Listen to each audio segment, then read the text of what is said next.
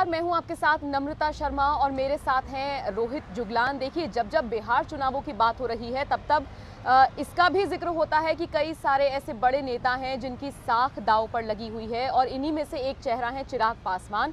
सबसे पहले तो चिराग पासवान को जन्मदिन की बहुत बहुत शुभकामनाएं। आज वो अपना जन्मदिन मना रहे हैं। हालांकि जन्मदिन के बीच भी वो चुनावी प्रचार प्रसार में ही बिजी हैं। दूसरे चरण के मतदान पर सभी की निगाहें हैं और सबसे पहले तो मैं आपको ये भी बता दूं कि चिराग पासवान को उनके विरोधी दल के जो नेता हैं वो भी शुभकामनाएं दे रहे हैं, जिनमें तेजस्वी यादव का नाम भी शामिल है। अब चलिए वापस से चुनाव पर आ जाते हैं। 3 नवंबर को दूसरे चरण का मतदान होना है और उसी पर सभी की निगाहें टिकी हुई हैं। इस बार महिलाओं को लेकर भी खासी जो है उम्मीद जगी है कि महिलाएं कहीं ना कहीं कई बड़े नेताओं का बेड़ा पार लगाएंगी। तो ऐसे में अब जो दूसरे चरण के मतदान होने हैं, कहां कहां पर कितनी कितनी सीटों पर और किस तरह से चुनावी फेज बदल सकता है, चुनावी समीकरण बदल सकता है और चीजें बदल सकती हैं, ये आपको समझाएंगे रोहित।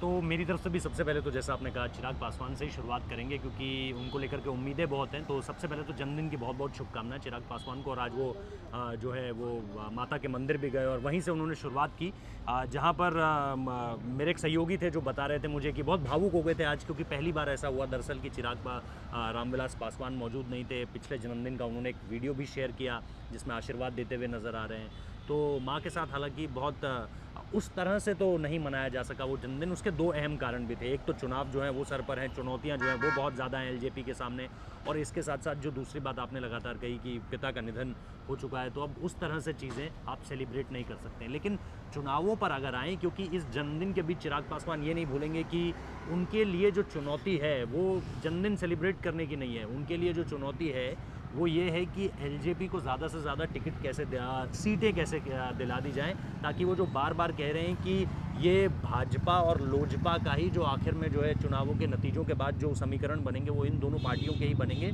उसे कहीं ना कहीं ज़मीनी स्तर पर लागू किया जा सके। वरना वो फिर मतलब एक तरह से हंसी के पात्र बन जाएंगे ना, कि आप बहुत सारी बातें कह रहे थे, आप बोल रहे थे कि ऐसा हो जाएगा वैसा हो जाएगा, लेकिन वैसा हुआ नहीं कुछ। इसके साथ साथ एक बात और है जो अब दूसरे चरण के जो मतदान होंगे उसमें बहुत ज़्यादा फोकस पर रहेगी। उसमें ये है कि एलजेपी ने कई जगहों पर जो बीजेपी के बागी नेता बन गए, मतलब बीजेपी ने जिन्हें टिकट नहीं दिया उनको दरअसल जो है वो अपने खेमे में जोड़ा और उनको मैदान में उतार दिया है। तो आगे हम चर्चा में निश्चित तौर पर इसको लेकर भी बात करेंगे कि कैसे बीजेपी का जो काडर है वो उन्हीं बागी नेताओं की अब मदद कर रहा है जो अगर अलायंस के थ्रू आए हैं उनकी मदद नहीं कर रहा है, या जिन पर निश्चित तौर पर विश्वास था पार्टी को, उन पर जो उन्हें बैक करने की कोशिश कर रहा है, लेकिन उन नेताओं की मदद नहीं कर रहा है जिन्हें टिकट दिया गया है। तो ये एक बेहद दिलचस्प तस्वीर निकल कर आ रही है बिहार से, क्योंकि हम जो बात कर रहे हैं ना लगातार हर वीडियोस में कि एलजेपी खेल करने वाली है नतीजों के बाद। वो कैसे? क्योंकि जो बीजेपी का जो ग्राउंड पे जो कार्यकर्ता है ना, वो दरअसल एलजेपी के उन नेताओं की मदद कर रहा है जो बीजेपी ने जिनको टिकट नहीं दिया, एक्सेप्टेबिलिटी नहीं दी, और वो बन गए बागी। वो बागी बनकर जब एलजेपी में गए तो एलजेपी ने उन्हें हाथों हाथ ले लिया कि भैया हमारे यहाँ से आइए, आपने तो काम किया है, आपके साथ तो मोदी जी का चेहरा है जुड़ा हुआ है, क्या हुआ जो क्या हुआ कि उन्होंने आपको टिकट नहीं दिया, आप हमारे साथ लड़िए। दोनों की एक ही तो बात है। बिहार में ये एंथम चल रहा है इस वक्त पे कि ये तो एक ही है, दोनों भाजपा और लोजपा तो एक ही है। वो बिहारी भाषा में उन्होंने एक गीत बना रखा है, लेकिन मैं उसको बोलूँगा तो शायद कहीं ना कहीं वो गलत हो जाएगा। मुझे प्रोनाउंसिएशन को लेकर बहुत ज़्यादा कॉन्फिडेंस नहीं है। तो हमारे जो दर्शक हमें देख रहे हैं वो निश्चित तौर पर हमारी मदद कर सकते हैं इसमें। कमेंट पर अगर वो लिखें, उस गीत के जो बोल हैं उसमें एक लाइन ये आती है कि भाजपा और लोजपा एक ही है। तो ये जब दोनों एक ही हैं तो निश्चित तौर पर बीजेपी के कार्यकर्ताओं को दिक्कत हो रही है कि भैया 4 साल तक अगर हम सपोज उम्मीदवार का नाम रोहित है तो 4 साल तक हम रोहित भैया के लिए काम करते रहे, अचानक से भाजपा ने उन्हें टिकट नहीं दिया, वो लोजपा में चले गए, अब हम क्या करें? क्या जो भाजपा ने नया उतारा है उसकी जो है वो ग्राउंड में मदद करें, या 4 साल तक हम जिसके लिए कहते आए थे घर घर दरवाजे जाकर उसकी मदद करें? तो ये चीज़ अब एक ना दूसरे चरण के मतदान में ये तस्वीर बहुत दिलचस्प होने वाली है। और ये बहुत दिलचस्प फैक्टर हो जाता है जब भी किसी पार्टी के कोई भी नेता या कोई भी प्रत्याशी बागी होते हैं, तो ये जमीनी स्तर पर दूसरी पार्टी को बहुत फायदा पहुंचाता है। अमूमन देखा जाता है या फिर कोई दूसरी पार्टी से इस पार्टी में आ जाए, या फिर इस पार्टी में आ जाते हैं। 4 साल तक मतलब आप गरियाते रहे उस उम्मीदवार को कि ये तो जी भ्रष्ट है, इसने तो कुछ किया ही नहीं, ये कोई योजनाएं नहीं पहुंचाएगा अब तक। अचानक देखते हैं कि तो चुनावों से तुरंत बाद वो जो है दल बदलू हो जाते हैं, वो इस तरफ आ जाते हैं, जैसे वो इस तरफ आते हैं फिर वही कार्यकर्ता जो उनको गरिया रहे थे वो अब जो है उनके बारे में अच्छी अच्छी बातें बोलनी है, उन्हें जितवाने की जिम्मेदारी और है। सोचिए उससे भी ज़्यादा दिलचस्प क्या होगा कि देखिए बीजेपी के जो बागी नेता हैं वो मान लीजिए एलजेपी में, जैसा कि आपने समझाया कि जो है एलजेपी उन्हें समेटने की कोशिश कर रही है ताकि चुनावों में फ़ायदा हो, और बाद में सोचिए बीजेपी और एलजेपी का ही अलायंस हो जाए तो फिर वो नेता तो ना इधर के रहे ना उधर के, ये कह लीजिए कि दोनों ही वो तो फायदे में रहे। आपने वर्स्ट केस सिनेरियो की बात कर दी, मतलब ऐसा कोई नहीं चाह रहा होगा, मतलब जीतना हर कोई चाहेगा, लेकिन आप सोचिए ये स्थिति कितनी अजीब होने वाली है कि सपोज बीजेपी ने XYZ कैंडिडेट को टिकट दे दी, टिकट नहीं दिया, एलजेपी ने उसे टिकट दिया, उस पर विश्वास जताया और वो विश्वास जताकर फिर वो कैंडिडेट जीत भी गया, तो मतलब फिर तो वो बीजेपी के सामने चौड़ा होकर चलेगा बिल्कुल 56 इंच की छाती के साथ, और सामने वाला बोलेगा यार हमसे गलती हो गई कि हमने आपको टिकट नहीं दिया, दूसरे ने आप पे भरोसा जताया और अब आप जीत गए, चुनाव जीत गए। तो ये स्थिति बेहद दिलचस्प है। लेकिन आपको दूसरे चरण के मतदान में ना ये एक हाईलाइटिंग पॉइंट दिखेगा कि जो बागी कैंडिडेट्स हैं वो उन पर इस बार बहुत सारी नज़रें रहने वाली हैं, और इस बार दरअसल बिहार की उन सीटों पर भी चुनाव है जहां पर दरअसल रोजगार और शिक्षा जो है वो एक अहम मुद्दा है, जहां पर यूनिवर्सिटीज़ बहुत ज़्यादा हैं, जहां पर छात्र बहुत ज़्यादा संख्या में हैं, और यहीं पर नीतीश कुमार के खिलाफ जो एंटी वेव कहते हैं ना जिसे, वो जो है बहुत इस वक्त पे प्रबल हो रखी है कि भैया नीतीश बाबू दोबारा सरकार में नहीं आने चाहिए। उनके पास विकल्प क्या है मैं नहीं जानता, लेकिन क्योंकि देखिए नीतीश को अगर हटाएंगे भी तो फिर चिराग पासवान स्थिति में नहीं नज़र आ रहे हैं कि वो अपने आप में सरकार बना ले, वो तो खैर बहुत दूर है, लेकिन क्या वो और बीजेपी प्लस एलजेपी, वही जो हम एक गठबंधन की बात कर रहे हैं जो शायद बिहार का युवा इस वक्त पे देखना चाह रहा है, क्या वो बन पाएगी, ये देखना दिलचस्प होगा। तो मतलब कि आप ये कह रहे हैं कि जो दूसरे और तीसरे चरण का मतदान होना है वो कहीं ना कहीं बागी जो नेता हुए हैं, दूसरा, हाँ खास तौर पर दूसरा, उसके बाद तीसरा आएगा, तो ऐसे में जो बागी नेता हुए हैं बीजेपी के वो भी बहुत ज्यादा इफेक्ट डाल सकते हैं।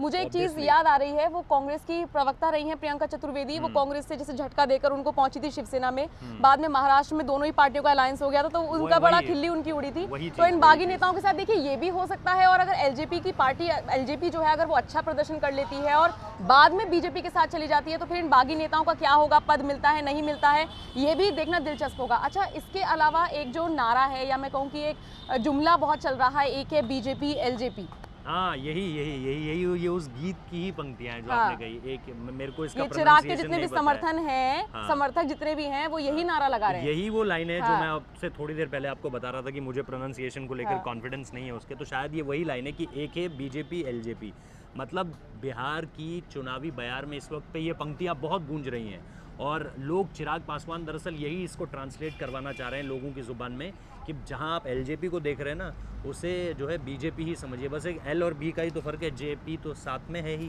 तो इसी वजह से जो इस वक्त पे वहाँ पे जो बातें चल रही है वो यही है कि अगर आप बीजेपी को टिकट दे रहे हैं, मतलब बीजेपी को वोट दे रहे हैं, तो अगर आप एलजेपी के पक्ष में भी जा रहे हैं तो कोई दिक्कत नहीं है उसमें, क्योंकि बीजेपी और एलजेपी का तो फाइनली अलायंस होना ही है।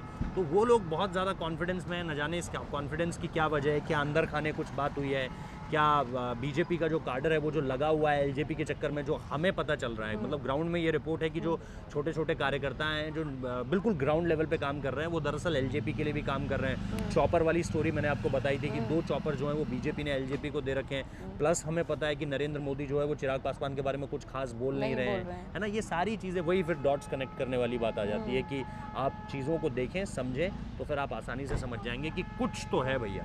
अच्छा, एक चीज और है रोहित, देखिए चुनावी समीकरण की जैसे हम शुरुआत से बात कर रहे हैं कि लास्ट मोमेंट पे बदल सकता है, और ये कोई नई बात नहीं है, इसमें कोई चौंकने वाली बात नहीं है, लेकिन क्या ऐसा हो सकता है भले ही आपस में लड़ रही हो, आरजेडी अलग से हो, एलजेपी अलग से हो, लेकिन जैसे तेजस्वी यादव ने शुभकामनाएं दी हैं, इसको सिर्फ पर्सनल तौर पर ही देखें या आगे इसका राजनीतिक एंगल भी निकल कर सामने आ सकता है? सारे राजनीतिक एंगल खुले रखिए, मैं शुरुआत से बात कह रहा हूँ, ये बिहार की धरती है और बिहार में चुनावी समीकरणों को जोड़ने के लिए, बिहार में क्या अब तो हम हर जगह देख रहे हैं ना कि सत्ता कहीं भी हो, लोभी हर जगह पे बैठे हुए हैं, मतलब जिन्हें सिंहासन चाहिए, जिन्हें कुर्सी चाहिए, वो कोई भी समीकरण बना सकते हैं।